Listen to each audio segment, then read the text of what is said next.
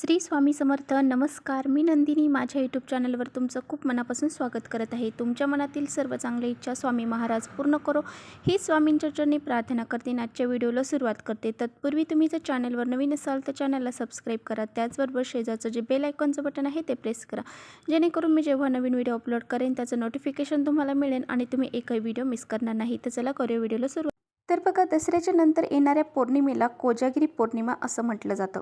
तर या दिवशी आपल्याला अखंड लक्ष्मी प्राप्तीसाठी आपल्या घरामध्ये कोणत्या वस्तू आणायच्या आहेत आणि या वस्तू आपल्या घरामध्ये आणल्यामुळं आपल्या घरामध्ये लक्ष्मी ही स्थिर राहते, अखंड राहते. तर याबद्दलची सर्व माहिती मी तुमच्याशी व्हिडिओमध्ये शेअर करणार आहे. त्यामुळे व्हिडिओ कुठे स्किप न करता शेवटपर्यंत नक्की बघा, जेणेकरून तुमच्यापर्यंत योग्य ती माहिती पोहोचली जाईल. तर बघा, प्रत्येक महिन्यामध्ये पौर्णिमा तिथी हे येतच असते, परंतु पौराणिक मान्यतानुसार कोजागिरी पौर्णिमा ही या कोजागिरी पौर्णिमेला पहा, समुद्र मंथनातून देवी लक्ष्मी प्रकट झाली होती. त्यामुळे ह्या पौर्णिमेला अनन्यसाधारण महत्त्व आहे. त्यामुळे कोजागिरी पौर्णिमा हा जे देवी लक्ष्मीचा जन्मदिवस म्हणून साजरा केला जातो. या दिवशी रात्री जागरण करून देवी लक्ष्मी व भगवान विष्णू यांची पूजा सेवा केली. असं केल्यामुळे आपल्याला देवी लक्ष्मी ही आपल्या घरामध्ये अखंड स्वरूपात राहते आणि आपल्या घरामध्ये कधीच धनधान्याची आणि पैशाची कमतरता राहत नाही. कोजागिरी पौर्णिमेच्या रात्री आकाशातून अमृताचा वर्षाव होत असतो. यामुळे ह्यात प्रकाशामध्ये पहा, आपण दूध आटवत असतो आणि यापासून बासुंदी तयार करत असतो आणि ती आटवली जाते आणि आपण ती ग्रहण करत असतो. ही बासुंदी जी आहे तर ती सर्वप्रथम देवी लक्ष्मीला अर्पण केली जाते. असं केल्याने घरामध्ये सतत बरकत राहण्याचा आणि आपल्या घरामध्ये धनसंपत्ती येण्याचा आपल्याला आशीर्वाद प्राप्त होतो. तर बघा, कोजागिरी पौर्णिमेच्या मध्यरात्री देवी लक्ष्मी आपल्या कमलामध्ये अभय घेऊन तिचं व्रत करणाऱ्यांवरती प्रसन्न होत असते. जो व्यक्ती जागून माझी पूजा करत असेल, सेवा करत, त्या व्यक्तीला मी अपार धनधान्य देईल असे देवी लक्ष्मी म्हणत असते. तर यावर्षी बघा, शनिवारी 28 ऑक्टोबरला ही पौर्णिमा चालू होणार आहे. पहाटे 4:17 कोजागिरी पौर्णिमा ही सुरुवात होणार आहे आणि समाप्ती जी आहे तर ती रविवारी 29 ऑक्टोबरला पहाटे 1:53 पौर्णिमेची समाप्ती होणार आहे. शरद पौर्णिमा ही 28 ऑक्टोबर रोजी साजरी केली जाणार आहे. त्यामुळे आपल्याला ज्या सेवा, पूजा, उपाय जे करायचे आहेत तर ते आपल्याला 28 ऑक्टोबरलाच करायचे आहेत. तर बघा, शरद पौर्णिमा किंवा तिला आपण कोजागिरी पौर्णिमा असंही म्हणतो. या दिवशी देवी लक्ष्मी ही सर्वाधिक प्रसन्न असते आणि देवाच्या जगातून पृथ्वीला भेट देण्यासाठी ती येत असते. जे भक्त शरद पौर्णिमेला म्हणजेच कोजागिरी पौर्णिमेला जागून तिची सेवा भक्ती करते त्यांना लक्ष्मी देवीच्या कृपेने धन आणि वैभव प्राप्त होत असते. कोजागिरी पौर्णिमेच्या दिवशी लक्ष्मीला स्थिर ठेवण्यासाठी, तिला प्रसन्न करून घेण्यासाठी आपल्या देवघरामध्ये काही वस्तू जर आपण काही स्थापित केल्या ज्या की लक्ष्मीला अतिशय प्रिय आहेत, यामुळे सुद्धा लक्ष्मी स्थिर राहण्यासाठी, अखंड राहण्यासाठी सुद्धा मदत. आता बघा, बऱ्याचशा वस्तू मी तुम्हाला सांगणार आहे, परंतु यामधल्या सगळ्याच वस्तू आपल्याला खरेदी करण्याची गरज नाही. जी वस्तू आपल्या देवघरामध्ये नाही ती वस्तू आपण खरेदी करून आपल्या देवघरामध्ये ठेवायची आहे, स्थापित करायची आहे. परंतु ह्या वस्तू आपल्याला देवघरामध्ये काढायच्या असतात. जर आपल्याकडे असतील तर देवघरामध्ये काढायच्या असतात किंवा नसतील तर घेऊन यायच्या असतात आणि त्यांची पूजा अर्चा, सेवा करायची असते. वस्तूंची पूजा केल्यामुळे बघा, आपल्या घरामध्ये लक्ष्मी ही स्थिर राहते, आपल्यावरती लक्ष्मीची अखंड कृपा राहते. तर बघा, ह्या वस्तू जर तुमच्याकडे अगोदरच असतील तर त्या वस्तू तुम्हाला परत घेऊन यायची गरज नाही आणि जर आपल्या घरामध्ये ह्या वस्तू असतील तर आपल्याला त्याचं विधिवत पूजन करायचं आहे. तर ह्या वस्तू कोणत्या आहेत तर ते अगोदर आपण जाणून घेऊया. आता बघा, आपल्या प्रत्येकाच्या घरामध्ये देवी देवतांच्या मूर्ती ह्या असतात, परंतु एकापेक्षा जास्त एकाच देवाच्या मूर्ती आपल्या घरामध्ये नसतात.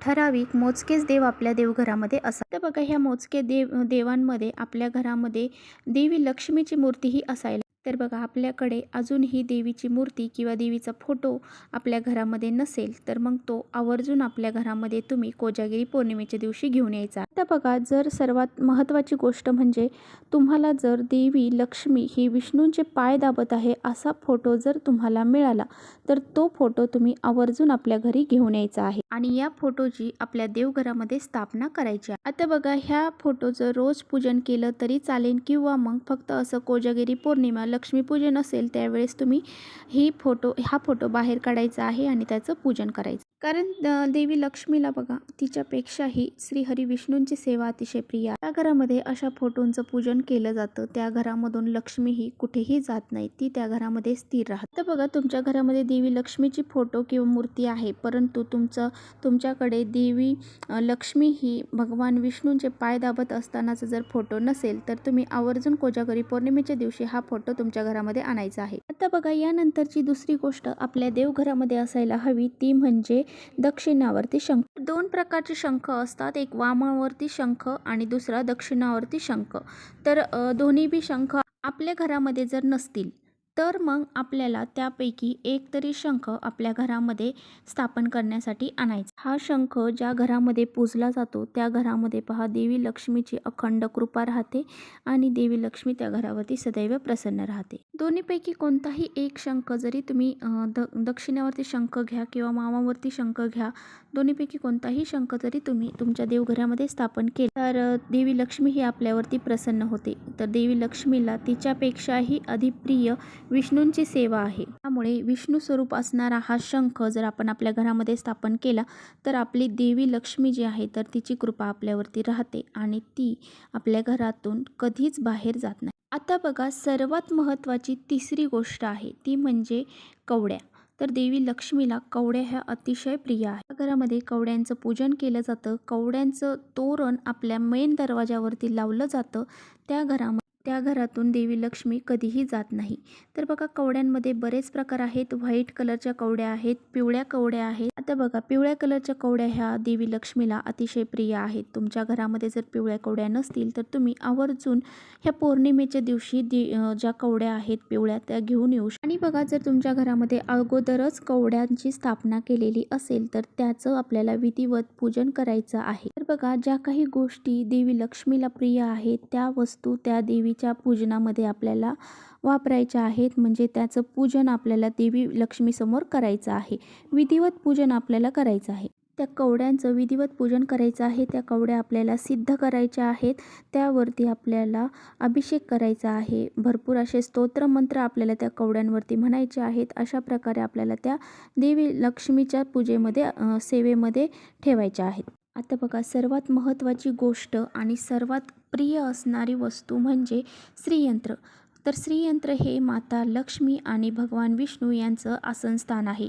त्यामुळे ज्या घरामध्ये श्रीयंत्र असतं त्या घरामध्ये देवी लक्ष्मीचा वास हा नक्की असतो. तर बघा प्रत्येक पौर्णिमेला श्रीयंत्रावरती कुंकुमार्जन करणं ही जी सेवा आहे, श्री सूक्ताचं पठण करत कुंकुमार्जन करणं ही जी सेवा आहे तर ही सेवा देवी लक्ष्मीला सगळ्यात उच्च कोटीची सेवा आहे. त्यामुळे देवी लक्ष्मी ही आपल्यावरती प्रसन्न होत असते आणि आपल्या घरामध्ये जर अजूनही ही श्रीयंत्र आपण आणलेले नसेल तर या दिवशी पौर्णिमेच्या दिवशी किंवा तुम्ही आदल्या दिवशी सुद्धा हे आणून ठेवू शकता आणि पौर्णिमेच्या दिवशी त्याची विधिवत पूजा करून कुंकुमार्जन करू शकता. बघा श्रीयंत्राला स्थापन करण्या अगोदर त्याला आपल्याला सिद्ध करावे लागेल आणि त्यावरती जे मंत्र जाप असतात किंवा मग जे अभिषेक आपल्याला करायचा आहे तो आपल्याला त्या दिवशी करायचा आहे. त्याला प्राणप्रतिष्ठा करणं असंही म्हटलं जातं. आता बघा जर तुम्ही श्रीयंत्राची स्थापना जर देवघरामध्ये करणार असाल तर त्याच्या साईडनी जी कमळगट्ट्याची माळ असते तर ती खरेदी करायला अजिबात विसरायचं नाही. श्रीयंत्र खरेदी केलं तर तुम्ही